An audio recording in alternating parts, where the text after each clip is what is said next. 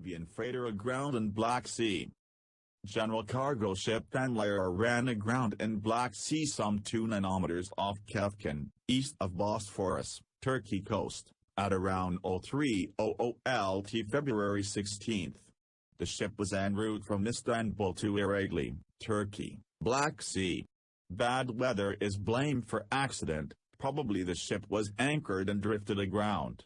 Crew were evacuated by Turkish emergency team. The ship remains aground as of 1,200 UTC, but refloating attempts won't be possible until weather improves. No reports on damages and/or leak. General cargo ship FEHN LYRA, IMO 9,374,741, DWT 4,448, built 2010.